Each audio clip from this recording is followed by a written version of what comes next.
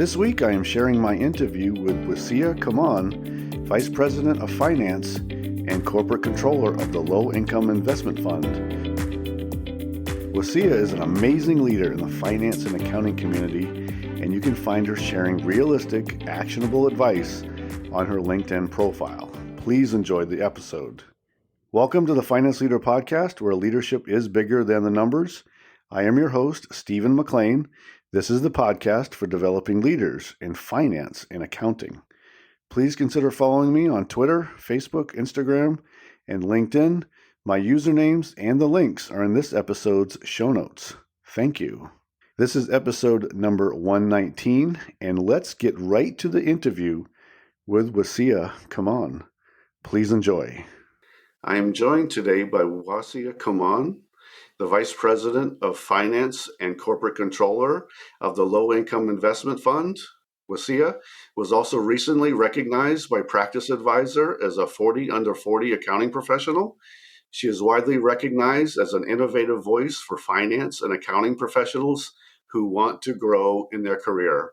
And I am honored to welcome her to the Finance Leader Podcast. Please tell us more about you.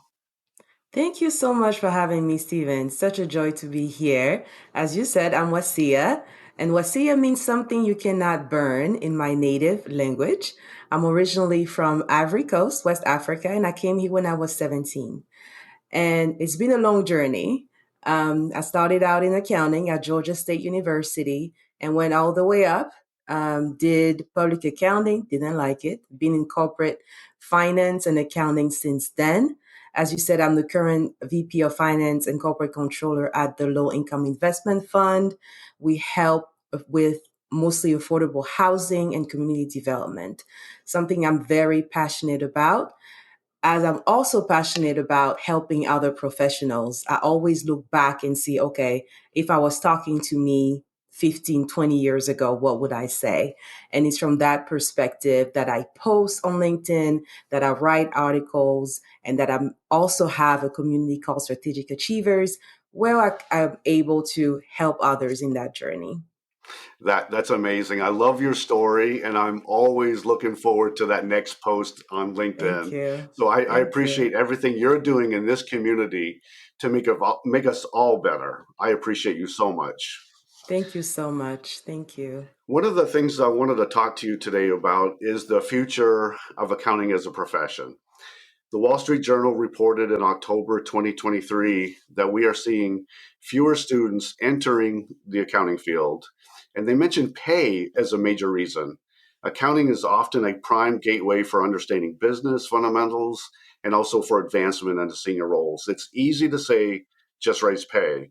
But why did accounting entry-level roles fall so far behind in pay?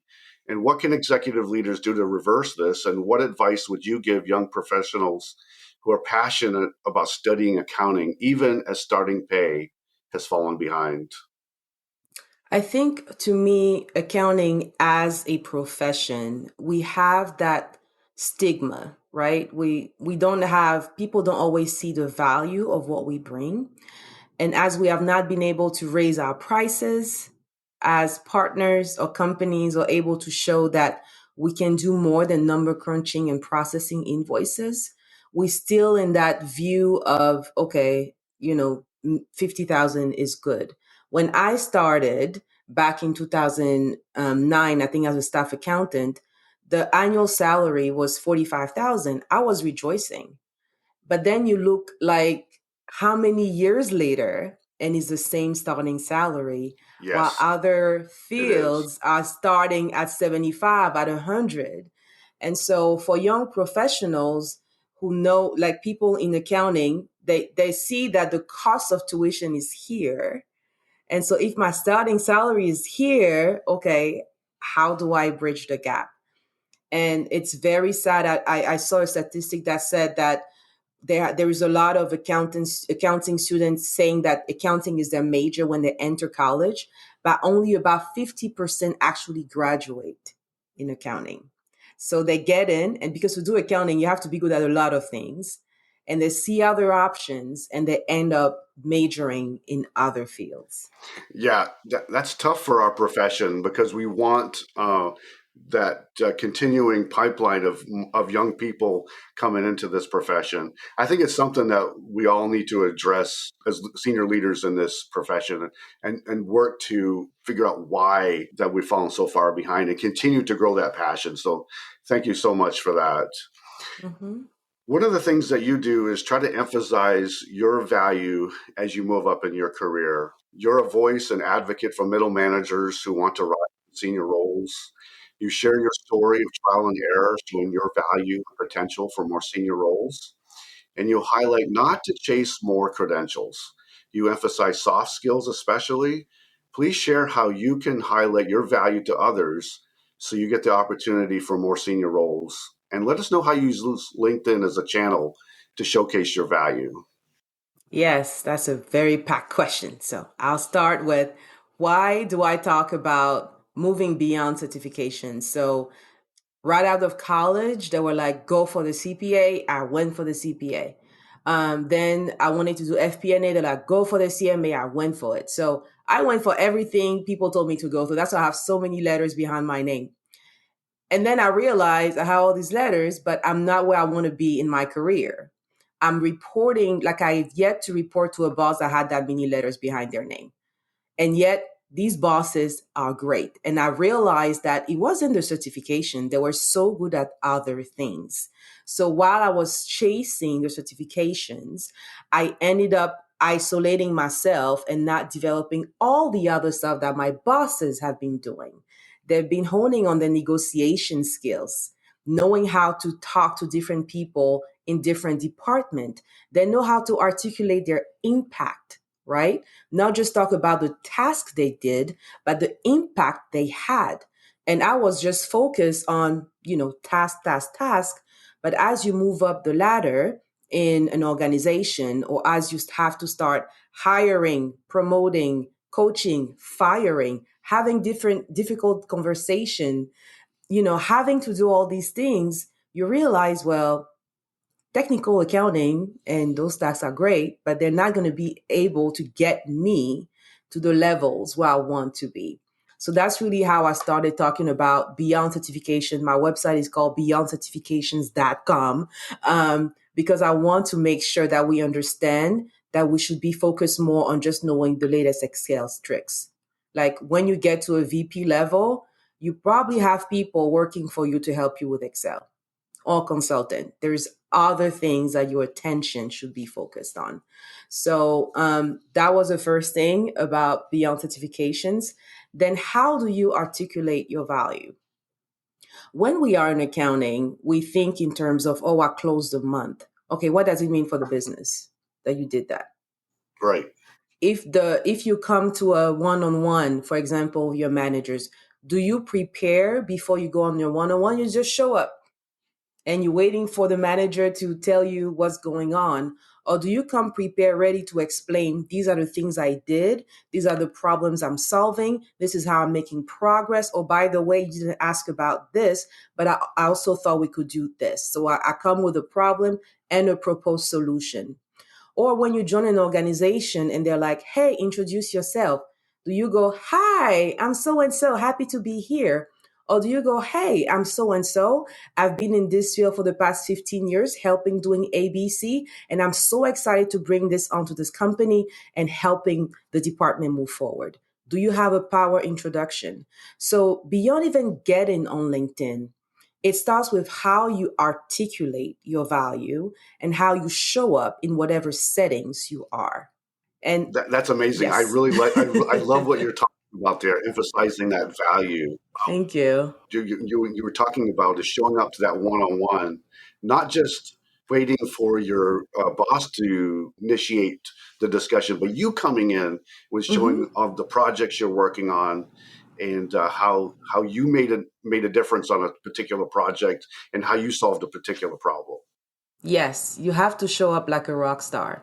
That's what I push everyone in my community to do. I'm like, you have to show up like a rock star. You have to be your number one cheerleader, because who else will? Okay. Your managers have their own set of trials and priorities.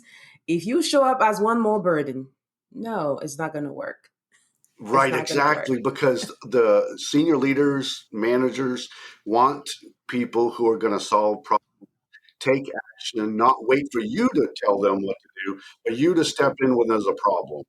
So that Yes. so that kind of goes against some of the current trends of quiet quitting, and like I'm just going to show up and do my minimum. I'm going to separate my work life from my after work life, and it still takes going that little extra mile in order to show your value so that you can go ahead and get that next promotion, that next great opportunity.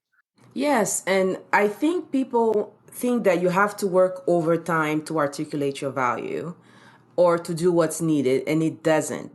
You're actually able to do it by saying no most of the time. So let's say you have your boss comes in and you have three projects, they want to give you two. Okay, you have that ethic of wanting to be known as a personal brand of excellence. You have to be able to negotiate and say, if I take these two, these other two have to take the backstage so I can focus on that. You have to be careful with the kind of task you take on. You're not just going to be showing up. You're trying to be a VP, and all you do during the meeting is taking notes. You're not an admin. Like, what are you doing? Are you doing the non promotable task or the promotable task? So, even within 40 hours a week, you can show up like a rock star and get it done. Oh my gosh, that's incredible. You said promotable tasks versus non-promotable tasks. Are you a part of this process? Are you just taking notes? Are you part of the solution? Or are you just waiting for somebody to tell you what the answer is? Mm-hmm. That's amazing Thank you. to continue to communicate that to the people out there. What are you doing to show up to show your value?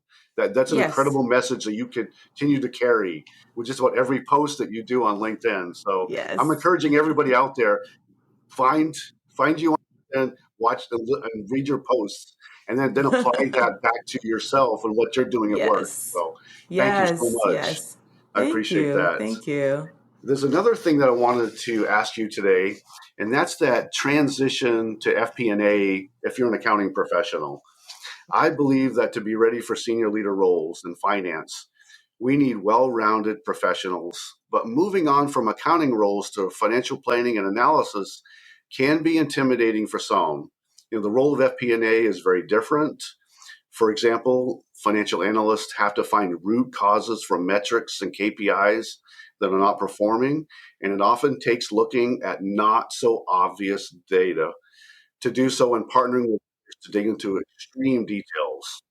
Please share your advice for making the transition. What skills do you need to develop, and how do you make that transition?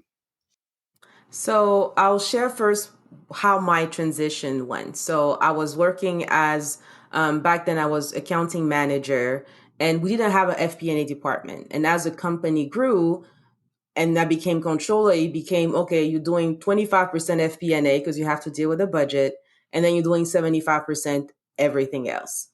And so I started liking the FP&A part because you get to talk to people, and I'm an extrovert. I talk a lot. So I was like, oh, this is so cool. And from then I was like, I want to do FP&A 100%. And that's when I went on to have my first full 100% FP&A role. And I will tell you the first struggle is letting go of the mindset of it has to be precise. See, in accounting, everything has to tie. When you're presenting, you have a framework. Revenues goes on this line, expenses on that line, it goes in this GL. So you're very used to having structure and having precision. And then you get in FP&A and it's about, hey, what do we think the numbers in the next 3 years are going to be? And you're like, uh, what do I base it on? Right. I so you start feeling uncomfortable because you don't have that exact, this is the invoice, the accrual is 50% of it, like you don't have that precision, and so you can feel uncomfortable around, okay, now I have to track this, now I have to take non-financial metrics, what is that? I'm used to just numbers, what do you mean churn? Like, it's a lot of other things that you have to be comfortable with. And I think the first step is embracing the fact that you will be able to thrive in uncertainty.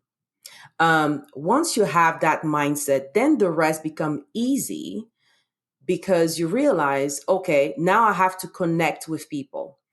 And that's where the communication skills come handy. Because in accounting, you typically work with people within your department, or when people come to you, is really for the same type of conversation. I need this invoice. Oh, set up these vendors. So your communications are very structured, and they don't go into, oh, this is a strategic vision we have for this. How do I record this? Right?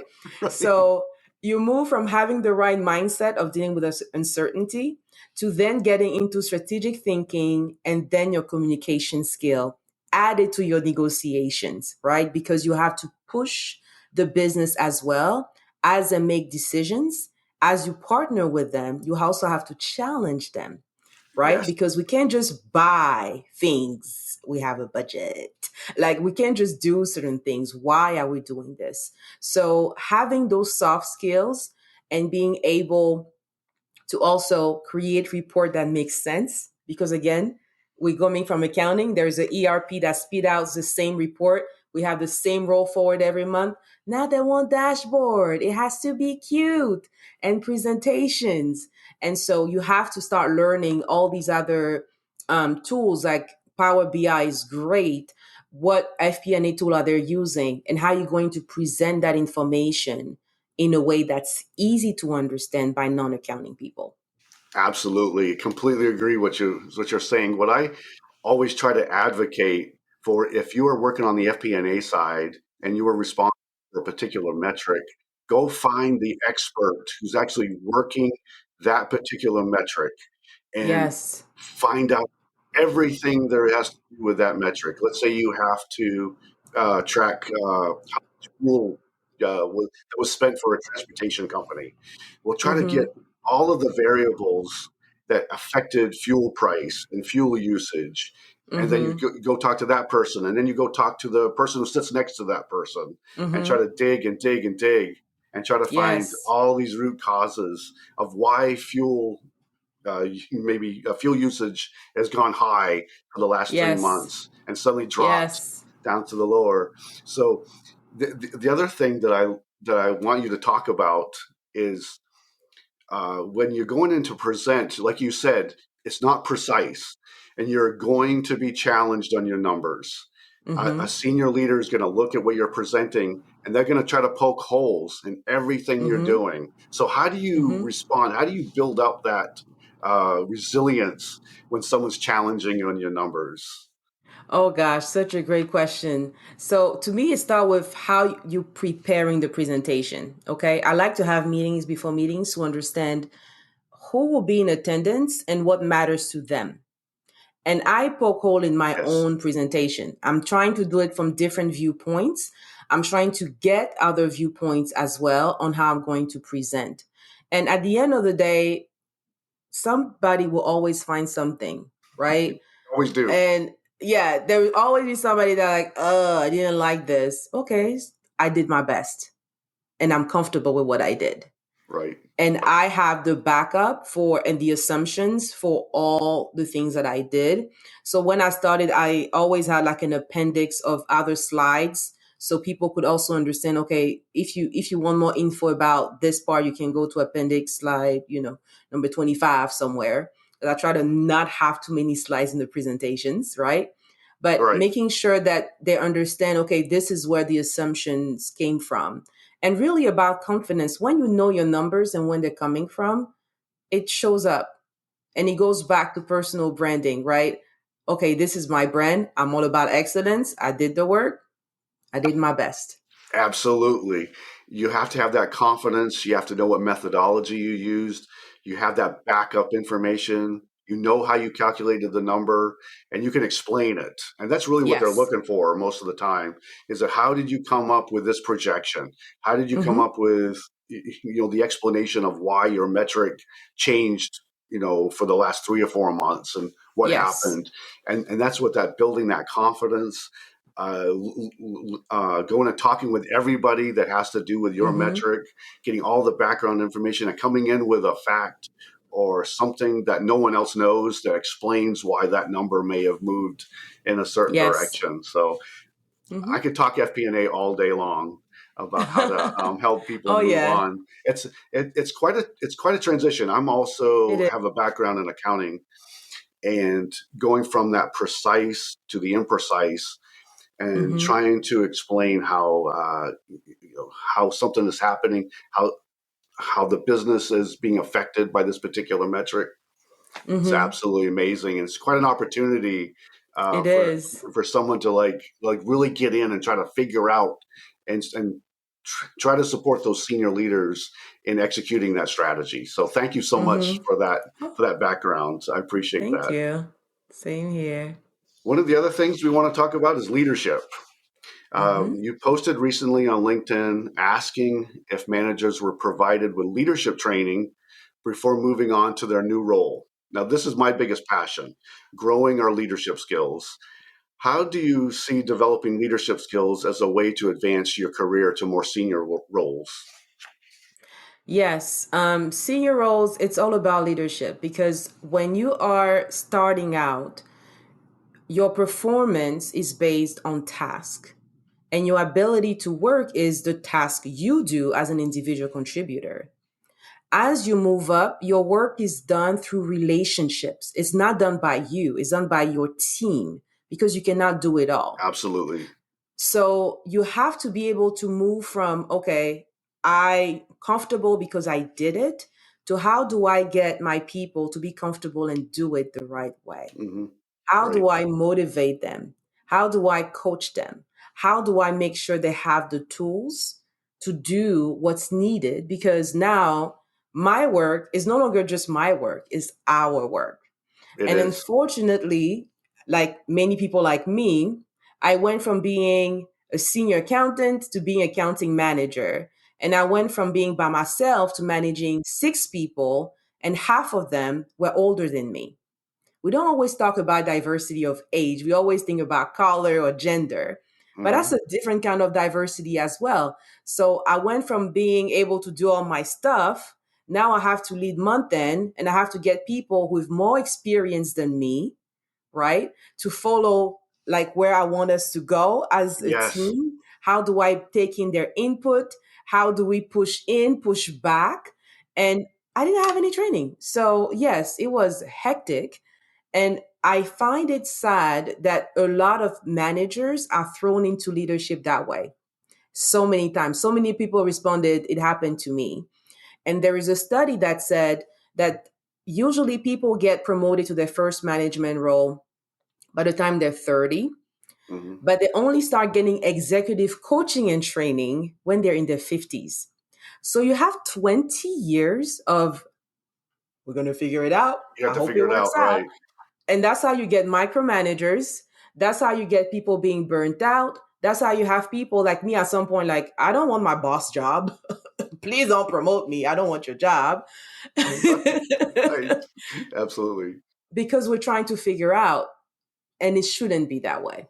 Right. So the point is to try to get that leadership training earlier on in the career so they're equipped with tools and exactly what you were talking about. You're probably leading a team that's diverse, um, Mm-hmm. uh, uh, completely different backgrounds from you, and you're trying Mm-hmm. to motivate and inspire your team to produce excellent work. And how do you do that? So Yep. that so that comes to my next question is please share some of those leadership tools that you use that a new FP&A or accounting manager can adopt to help lead their team when they face so many requirements and lots of distractions each day. For me, the first thing is having support. I can't say that enough because, especially the way things are now, and that's how I started my community, people need support. Even as you go through, because let's say you have the leadership training, right? Most leadership training is what, a 2 day offsite? Okay, life Hmm. is going on 365 days. So Right, it right. was great. I learned great concept in the 2 days. But unfortunately, companies are not always keeping the consultant on to, keep that relationship throughout the year. Oh, So great you come point. in, you have the 2 days and the consultant is gone. Okay, what do you do the rest of the time? So finding support is like to me the number one thing. I have a personal board of directors, people that I lean on and I can call and go, what should I do? Having that support, whether it's a personal board of directors, having a coach, in addition to the traditional forms of leadership training, is important. You're going to have to read books to accelerate your learning. I'm reading a great one right now called The New Kind of Diversity by Tim Elmore, Oh, talking about, fascinating. oh, it's a great book. It's talking about how we have 4 or 5 generations in the workforce on teams. How do you bring them together, right? So you have to keep educating yourself because things change, They like do. how we talk about DEI today or not DEI. Like there are topics that were not in a couple years ago. Now they're a thing. How do you adapt to it? To me, you really need to have that support, being able to make lifelong learning a priority, and understanding that you will not always have the answer. Like that's not what leadership is about. It's not like I know it all. I have to know it all, but I have to do my best to support the people I have. So part of it is developing those soft skills. Saying no is my favorite one. Negotiation. People are always like, you like these two? I'm like, of course, because you come out of school, you know how to pass an audit, you don't know how to negotiate your fees, you don't know how to negotiate your salaries. It's all numbers. But if you don't have that extra, Hmm. how are you going to make it? Right, right, absolutely. So you talk about saying no, and you said no a few minutes ago too. So when it comes down to working as a finance and accounting professional, you're going to get requirements thrown at you every day. And one of the things I like to do is ask the priority. How Mm-hmm. important, it may be important to you, you're asking me for these Mm-hmm. numbers or this analysis, but I have to then fit it into the bigger picture priority. And then I know I have a certain number of tasks that are due over the next couple of days. Where does your Mm-hmm. requirement fit into the big picture priority? Uh, Yes. And how so do I negotiate for extra help?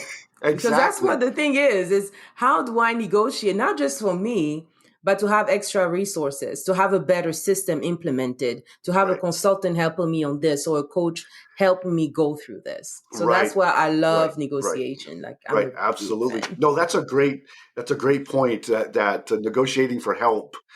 Yes. We could talk about that probably the rest of the day to try to figure out how to develop that skill. I think this is Mm-hmm. something that we all need to really come back and look at is how to negotiate for help. The additional tools, like you Yes. said, it could be a consultant, it could be another software analytical tool, or it could Mm-hmm. be somebody on the team.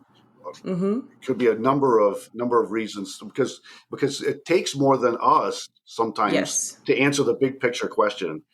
And that I love collaboration. Sometimes people like to get in the office and just kind of like just sit at their cubicle and just work all day in an isolated position. And, Mm-hmm. and, and you know what? The person who might have the answer that you're looking for might be sitting right next to you. And until you ask, Yes. you're probably not going to get the answer. You're going to be frustrated all day trying to find an answer. So Mm-hmm. no, I think you make a great point. That's a Thank great you. skill that we all need to continue to grow and develop. Mm-hmm. The no, especially when it fits into all the other things we're trying to do, and Mm-hmm. then negotiating for help means when to ask for another tool or maybe a piece of data you may be missing in Yes. your analysis. So, Mm-hmm. thank you so much in Oh, that. thank you. There's another tough topic that I wanted to bring up before we run out of time. Uh-huh. Everybody's talking about artificial intelligence, Ooh. particularly artificial intelligence when it comes to the accounting and finance functions. There's so much talking about it, and it's really shaping, our profession right now. What are your Mm-hmm. thoughts on AI, and what can accounting and finance professionals to do to prepare for it? Is it going to take jobs away, or is it going to expand the profession? I think it's going to change how we do accounting because AI is truly fascinating. And all the, if I can call the derivatives, right? The things that come out of it. The fact that you can just type in a chat and say, give me a trend of my last 3 months. Like it's already happening in some of the It is. FP&A tool because the AI will go through, get your actual data and come in. There is two main concerns for me when it comes to AI is one, intellectual property and security of the data. and Right. the fact that people may be feeding confidential information into it. How are we going to monitor that? The second thing is replicating the things we're trying to solve. So if you're looking at how people think, because AI is just bringing past the way we were doing something in the past, and you still need a person to think, okay, what do I want it to be moving forward? So if you ask AI, for example, to give you a picture of a CFO, it will give you an old white male, for example. Right. It And will. we're trying to get more women to be CFOs. Okay, Right. so Right. we are keep we it looks like we will be, again, without the right intervention, repeating some of the things that I want my daughter to be like, hey, you can be all of this if you pick. Correct. So these are my main two concerns about it. But as far as will it replace our job, I think it's going to change how we do things. And when you think about it, with less people entering the profession, we need to be more efficient. So if AI is going to help, I'm like, please come on. Because if there's not a lot of people to do the work, Correct. right? Let technology elevate the work that we are currently doing with the resources that we have. So I think there is value in AI. We just have to be mindful of all the other things that we should consider as we implement it. Right. And I think it also emphasizes that continued partnership with IT, Mm-hmm. because your IT professionals are going to be implementing the technology, the algorithms, the software, Mm-hmm. including and then the hardware. But also, how are you building out those sets, those data sets? How is it evaluating the information that's coming in? How's those tables arranged and organized? Mm-hmm.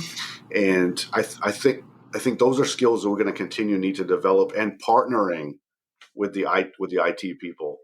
Mm-hmm. One of the things that I continue to advocate, of course, is partnership with IT, and Yes. even trying to, this isn't necessarily an AI related issue, but continuing to partnering with the IT folks to build Mm-hmm. out your routine solutions to Yes. stuff that you continue to need to do.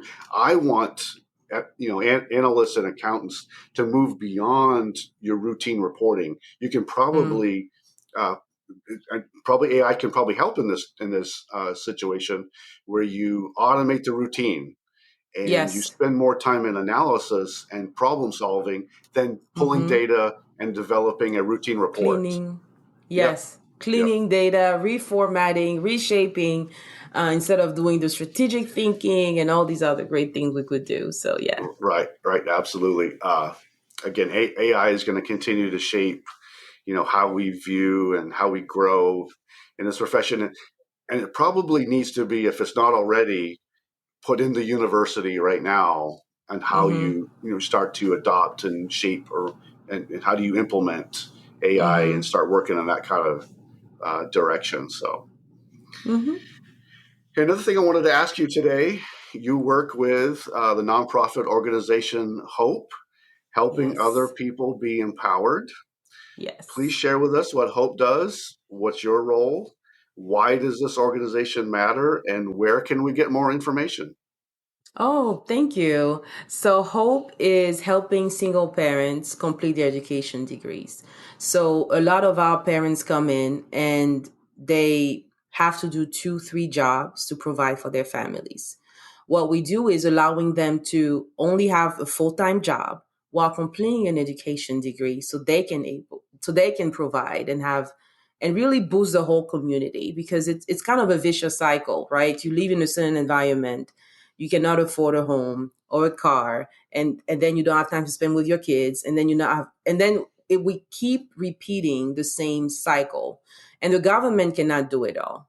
I Correct. and I'm currently on the board. I'm the treasurer, and making sure that we are able to help people, because a lot of them just need a push. We have mom that were stay at home mom, recently divorced, didn't work for like 10 years, and now they're in this situation. They go from, I was living in a suburb in a house, to now fighting custody for my kids, Right. having to reinvent my skills, have to work two jobs. And so we have lawyers that work with us on the pro bono basis. So we're able to at least have dual custody of the kids in those time while they're able to work. It's not that they don't want to work, right? But they just need help for that season. It could be a year, it could be 2 years until they become nurses or able to, go do something else. But it's really about empowering them and be that person that will stand in the gap for them for this difficult season of their lives. And it has been such a rewarding experience. For me personally, my parents divorced when I was 15. And I saw how my mom wanted to be a PhD, but she had to switch. She had to take care of us. And so I understand the struggle it is to be a single parent trying to provide, and having people to come in and just help for that season makes such a big difference. Oh, it absolutely does. Now, is hope particularly in your region where you're at, or is it national, international? So we're going to other states, but we're mostly in Georgia, but we're starting helping people in different states. Yeah, I mean, I think it's such an incredible organization. I took a Thank look on the you. website. I think you're doing incredible work. I'm going to put a link to the in the show notes to Hope, Thank you. and I just want to encourage everyone who's listening to go look at the website, go take a look, and how can we take this same mission, what Hope is doing, into every place where we're living and working. I think it's an Mm-hmm. incredible work to help people give a chance to grow a Yes. career and be able to stand on their own 2 feet. And I think you're Mm-hmm. right. The government can't help I everywhere, can. and Hope is filling a gap Mm-hmm. that the government can't be everywhere. And so I appreciate the hard work that Hope is doing. It's Thank you. quite an amazing organization. So thank you for doing Thank that. you. Thank you for sharing too. Absolutely. Hey, you mentioned a book earlier. I wanted to ask you, what is a book that you recommend right now for finance and accounting professionals? Oh, none of them have to do with Excel. Right, right. And yeah, there is a great book called Data Story by Nancy Duarte about storytelling with numbers. One I love is Multipliers by Lise Wiseman. So, especially for new leaders, how you can grow your team. And then the one I'm reading right now that I can't put down, the new kind of diversity. And it's Team Elmore, fascinating to hear like how management is going to change Oh, as wow. Gen Z millennial coming to place, coming to power, quote unquote. And how we can tap into the different strength of different generations rather than fighting. Um, you asked me for one book, I'm giving like three. I have two No, it's more. no, I love it. Please, more, please. There is one I always recommend when you're transitioning into a new role the first 90 days.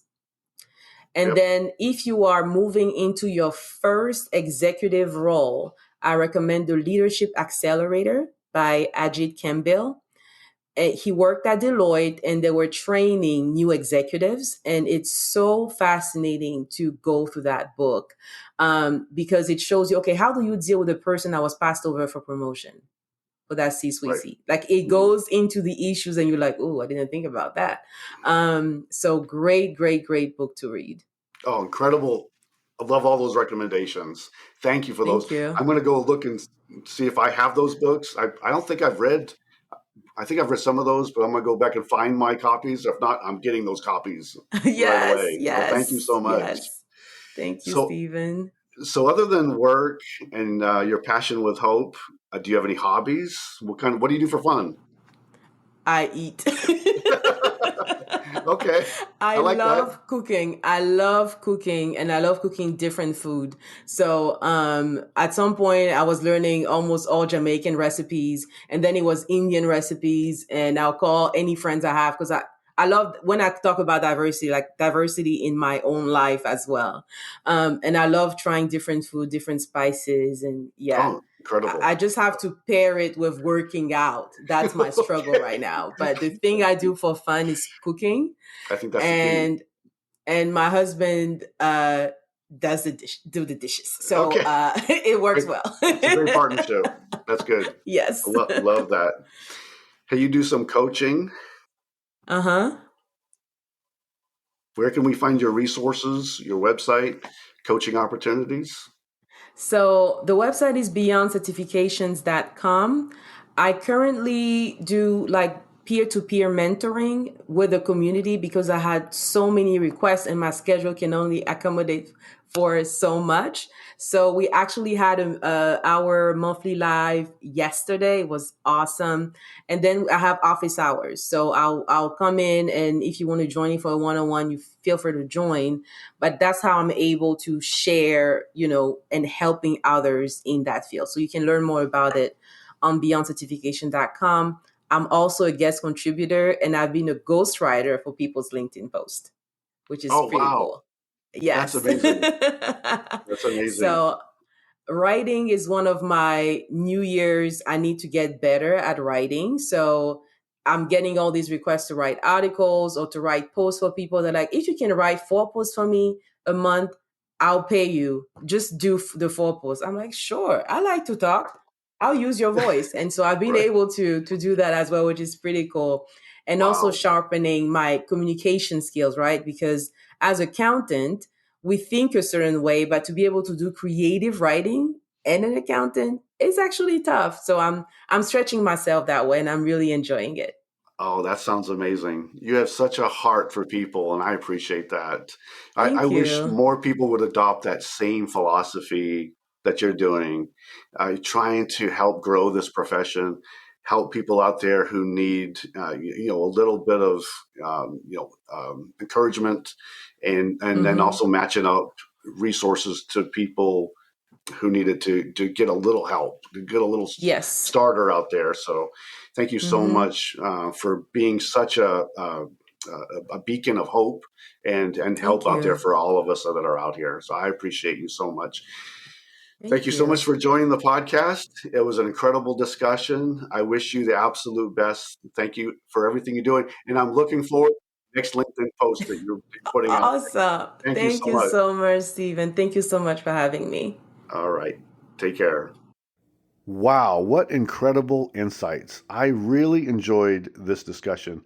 Wassia shared some amazing advice, and she has a real heart for people. Now, that is leadership. We all need to apply the insights that we heard today. I can't wait to get her back on a future episode. I hope you enjoyed the Finance Leader podcast. I am focused on helping this community to become more confident finance leaders capable of transforming organizations. You can find this episode wherever you listen to podcasts. If this episode helped you today, please share with a colleague and leave a quick review. Until next time, you can check out more resources at financeleaderacademy.com and sign up for my weekly updates so you don't miss an episode of the podcast. And now, go lead your team, and I'll see you next time. Thank you.